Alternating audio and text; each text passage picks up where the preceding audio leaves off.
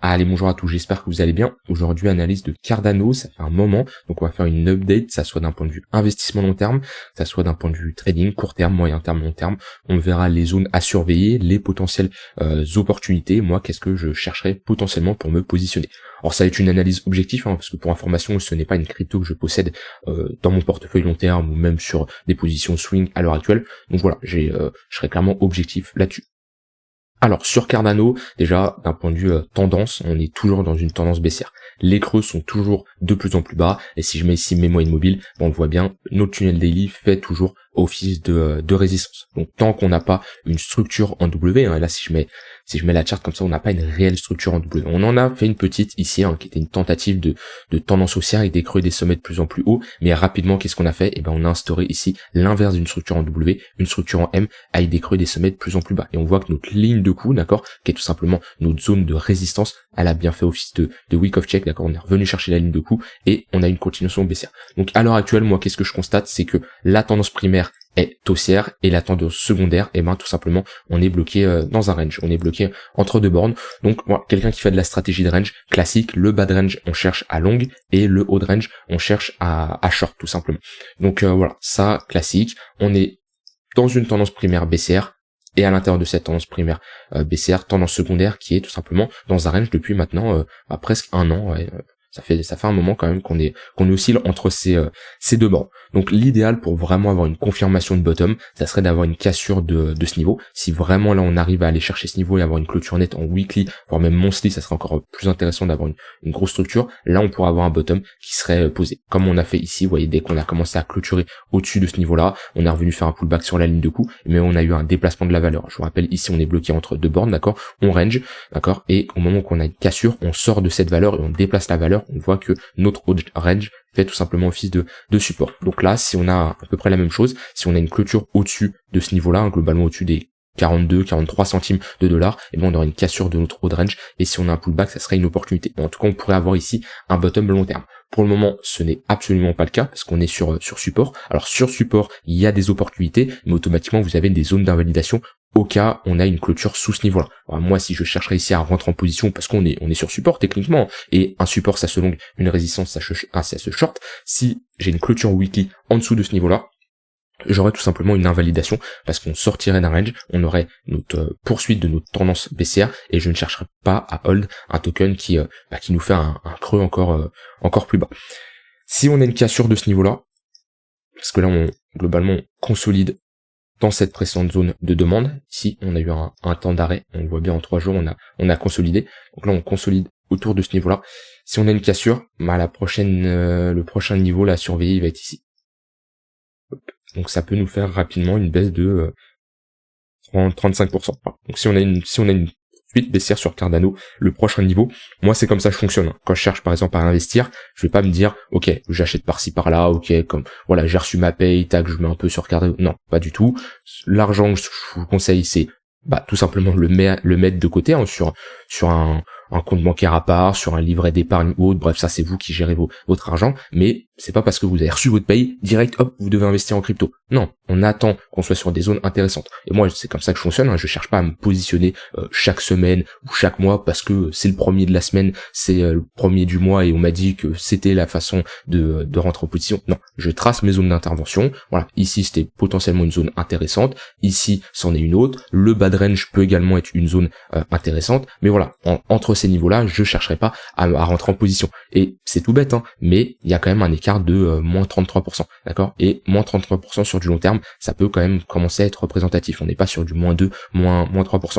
Donc, l'idéal, c'est tracer vos zones d'intervention, tracer les zones qui vous intéressent. Pour ça, pour vraiment, si vous voulez pas vous prendre la tête pour l'investissement sur du long terme, vous regardez la charte en weekly, voire même en monthly, et vous positionnez sur les gros niveaux de support. Donc ici on en a un, ici j'en ai mis un, et après on va voir toute cette zone globalement. C'est un gros niveau de support. Voilà, globalement comment vous devez vous positionner.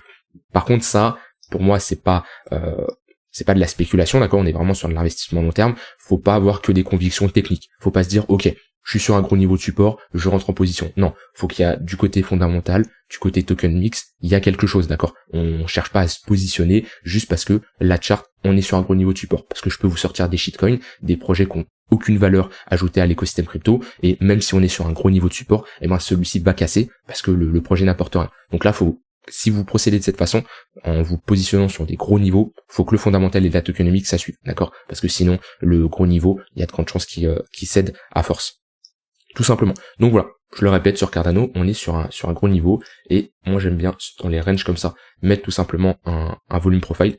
Hop, donc on prend, hop, ici, et voilà, on est parfaitement ici dans notre value area low, et encore plus bas, on est dans notre zone on peut appeler ça une zone de désintérêt, hein, c'est tout simplement c'est tout simplement notre zone où le prix est sous-évalué, d'accord, qu'on est dans un range, on a notre prix juste, hein, qui est au niveau de notre POC, et qu'on évolue en dessous et au-dessus, et ben ici on est surévalué, donc le prix a tendance à être surévalué, sous-évalué, et à retourner chercher sa borne du prix juste, d'accord, qui est notre POC. Par contre, si on a une cassure, et ben ici on ne sera pas sous-évalué parce qu'on aura un déplacement de la valeur, d'accord, on sera plus dans un range mais dans une tendance baissière. Mais à l'heure actuelle, on est dans une zone où on est sous-évalué, et en général le marché a tendance à revenir chercher son POC jusqu'à avoir une cassure. Alors c'est sûr que quand vous faites de la stratégie de range comme ça, quand vous cherchez à vous positionner sur quelque chose qui est sous-évalué ou surévalué, c'est sûr à un moment il va y avoir une cassure. Ou voilà, cassure à la baisse, cassure à la hausse, et vous allez manger un stop. Par contre, quelqu'un qui a une bonne gestion de ce risque, qui a su prendre rentrer en position, par exemple, il est rentré ici, il est sorti ici,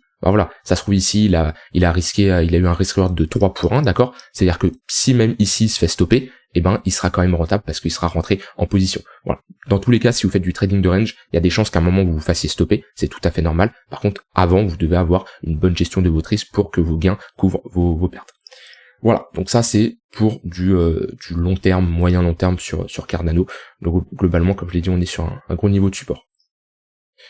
Alors, hop, mes moyennes mobiles, donc voilà, on est toujours sous le tunnel Lely, et là même sur du court terme, sur du 4 heures, on voit qu'on est clairement orienté à la baisse. Le 4 heures est sous une journée, le 1 heure est sous le 4 heures, et le 15 minutes est sous le 1 heure. Et le 1 heure fait office de résistance. Voilà. Moi j'aime bien avoir une représentation avec mes moyennes mobiles, ça me permet de savoir quand on est dans une dynamique haussière ou baissière. Ici il y a des opportunités de short, ici également, voilà, peut-être qu'ici on se fait stopper, hein, mais entre temps ici on a eu plus short, ici on a plus short, ici ok, on accepte notre perte, cassure, ok, ici il y a des opportunités de long quand on a des pullbacks, et voilà, pareil, par exemple ici on se fait peut-être stopper, ou voilà, mais dans tous les cas, si vous avez une bonne gestion de votre risque, et ben vous devez, vos gains couvrent largement vos pertes, d'accord?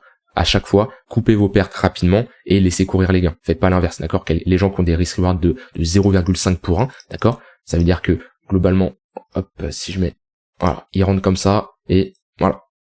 Franchement, voilà, ça, moi, c'est pas ma manière de fonctionner. C'est-à-dire que vous risquez 1 pour gagner 0,5. Vous risquez $100 pour gagner $50. Il y a des stratégies qui fonctionnent comme ça, par contre, vous avez intérêt d'avoir un win rate, d'accord? Très élevé, sinon ça va pas suivre, d'accord. Puis avec un risk reward de 2 pour 1, 3 pour 1, vous pouvez 2 pour 1, si vous avez un win rate de 40%, vous êtes rentable, d'accord. Avec un risk reward de 3 pour 1, hop, si vous avez un win rate de 30%, vous êtes rentable, d'accord. Donc ça c'est à prendre en compte. Après, chacun sa stratégie, je suis pas là pour juger, mais laissez courir vos gains et couper les pertes rapidement. Là sur du court terme, voilà, ici il y avait une opportunité de short dans le tunnel 1 heure. On est potentiellement ici dans un range court terme, on voit qu'on est entre deux bornes. Là pareil, hein, on peut zoomer sur l'unité de temps et faire de la stratégie de range. Après, moi, la stratégie de range, quand elle est précédée par une tendance, je préfère la short. Par exemple, ici, on est précédé par une tendance baissière, c'est-à-dire au sein de mon range, je ne chercherai pas à longue ici les extrémités basses, parce qu'on est précédé par une tendance baissière, on a plus de chances d'avoir une cassure de notre range à la baisse, donc je vais plutôt chercher à me positionner sur les extrémités hautes, et rien faire sur les extrémités basses. Et quand c'est comme ça, vous sortez au milieu du range, voire sur l'extrémité basse, mais le mieux c'est chercher à sortir au milieu. Hop, pareil, on peut mettre un volume profile, et voilà, on essaye de sortir au niveau de notre POC, et éventuellement nos 0,5% de Fibonacci. Donc voilà. Dans cette zone, on essaye de prendre des profits si on cherche à se positionner sur les extrémités. Maintenant, on va, de ce que je vois là visuellement, on va avoir un tunnel 1 heure qui va commencer à être plat. Ok. Les moyennes mobiles, on les utilise pas quand on est dans des ranges, d'accord, parce que quand ils commencent à être plates, ils ont aucune utilité. En général, on les transperce assez facilement. Est-ce que j'ai un petit exemple? Tac, tac. Voilà, par exemple, le tunnel 1 heure comme ça, quand on range, Ouais, c'est pas, voilà, ici, on a l'exemple concret entre tunnel 1 heure, tunnel 15 minutes. Voilà. Ça, on peut rien en faire. Dans un range comme ça, on va pas chercher à rentrer en position ici. Non, c'est pas possible. Soit on dézoome, d'accord, on se concentre sur le tunnel 4 heures, soit on zoome en unité de temps et on va chercher un tunnel beaucoup plus précis, 5 minutes, hein, c'est tout simplement des moyennes mobiles qui forment un ruban. Et voilà. Mais ici, c'est impossible d'utiliser nos moyennes mobiles. Et ben, ça se trouve dans les prochains jours ici, on aura pareil une contraction au niveau de nos tunnels et ça sera qu'on sera tout simplement dans un range. Maintenant sur là de ce que je vois, on essaye de structurer un petit bottom en daily, ça serait assez encourageant d'avoir une clôture au-dessus de ce niveau-là en daily. On formerait ici une structure en W et cette structure nous permettrait de revenir au moins chercher ce niveau-là. Je peux mettre des extensions de Fibonacci également, hein, mais on voit d'un point de vue la prochaine zone de résistance à ça sera tout simplement celle-ci. Et là, ouais, ici on a une grosse zone de résistance majeure. Techniquement, pour redevenir bullish sur ADA, même sur du long terme, faudra avoir une réintégration. Ouais, si on commence à avoir une réintégration de ce niveau-là, ça serait pas mal. Une clôture weekly au-dessus de ce niveau-là. Alors on n'aurait pas validé cette structure en W, qui est vraiment la confirmation ultime. Hein, de là, on repart dans une dynamique haussière avec des creux et des sommets de plus en plus haut. Mais déjà, si on réintègre ce niveau-là, on aura clairement cette zone qui a fait office de support, ici, de résistance, de support, de résistance, et ben on repassera encore une nouvelle fois et elle fera à nouveau office de support. Donc tous les vendeurs ici qui seront rentrés en position auront la tête sous l'eau et on pourra les liquider au-dessus. Voilà. Il n'y a pas grand chose à dire de plus sur ADA, hein. Ce qu'il faut retenir, c'est en weekly, on est sur un gros niveau de support. Si ce gros niveau de support cède, le prochain niveau, il est au niveau des 15 centimes de dollars. C'est pour ça on a l'importance de ne pas all-in. J'en vois beaucoup qui rentrent d'un coup sur l'entièreté de leur capital qu'ils avaient alloué à une crypto. Ils rentrent d'un coup. Non, rentrer en plusieurs fois sur des gros niveaux de support, ça permet d'avoir une entrée beaucoup plus professionnelle et ça vous évite de rentrer bêtement d'un coup et vous tapez ensuite une baisse de 30%. Je dis pas que ça va baisser sur Cardano, mais on doit toujours prendre toutes les éventualités possibles. Donc ça c'est pour du long terme. Sur du court terme, comme je vous le dis, on est bloqué ici entre deux bornes, on est dans un range, donc on peut faire de la stratégie de range et à l'intérieur de ce range là, on est encore ici bloqué dans un plus petit range, mais on est précédé par une tendance baissière. Ça c'est à prendre en compte, mais on est sur un gros niveau de support. Donc il peut y avoir des opportunités de longue comme de short en fonction de votre profil. Hein, le but c'est, comme je l'ai dit, si vous tentez des shorts, si vous tentez des longues, coupez les pertes rapidement. Votre stop loss, de toute façon, c'est votre zone d'invalidation. Vous dites à partir de quand votre trade est invalidé. Par exemple ici, hein, cette tendance baissière, si je cherchais à rentrer en position ici comme ici, je me disais ok, si on a une cassure au-dessus de nos tunnels 1 heure, voilà, qu'on est ici, si on a une cassure ici, voilà, c'est que mon trade est invalidé parce qu'on a on change de dynamique, hein, cette dynamique qui était baissière en dessous de mes moyennes mobiles repasse haussière et j'invalide mon trade. Si je traite un range, ici, si je cherche à rentrer en position sur le bas de range, par exemple, je rentre ici, voilà, je mets un stop loss en dessous, je me dis, ok, si on vient le chercher, c'est que on sort de notre range et on déplace la valeur et on n'est plus dans le cas d'une stratégie de range, on est dans le cas d'une tendance baissière et j'accepte ma perte, tout simplement. Votre stop loss, c'est votre zone d'invalidation. Mettez-le pas n'importe comment, il y en a, ils le mettent parce qu'il faut mettre un stop loss. Alors oui, mettre un stop loss, c'est bien, déjà, c'est mieux que la plupart des gens qui ne mettent pas de stop loss, mais après, faut pas le mettre non plus n'importe où. Faut pas mettre un stop pour mettre un stop. Votre stop, c'est votre zone d'invalidation. Si ici je mets notre range weekly, alors en weekly, moi je vais pas spécialement avoir des stops, mais j'aurai juste des zones d'invalidation. C'est-à-dire j'attends les clôtures pour sortir de position. Mais voilà, ici mon range weekly, je me dis ok, si je commence à avoir une clôture weekly sous ce niveau-là, éventuellement sous ce niveau-là, ok, c'est que ça commence à puer, c'est qu'on sort de ce range-là et ça serait pas encourageant. Je clôture ma position. Voilà, mais cherchez pas, attendez les clôtures, surtout en weekly, c'est important. Mais voilà, ne vous dites pas ok, je mets un stop pour mettre un stop. Ça c'est important. Donc voilà, rien d'autre à ajouter de plus sur ADA, à voir. En tout cas, on est sur un gros niveau de support pour ceux qui sont intéressés, mais renseignez-vous surtout du côté fondamental, tokenomics. Est-ce que c'est un projet qui est intéressant selon vous? Renseignez-vous, il y a d'autres projets qui sont concurrents à Cardano. Je dis pas que Cardano est mauvais, hein, je dis juste que moi j'ai d'autres projets qui m'intéressent beaucoup plus. Après ça c'est toujours subjectif en fonction de chacun. Je vous souhaite une très bonne fin de journée et on se retrouve dimanche pour une prochaine vidéo. Bye bye.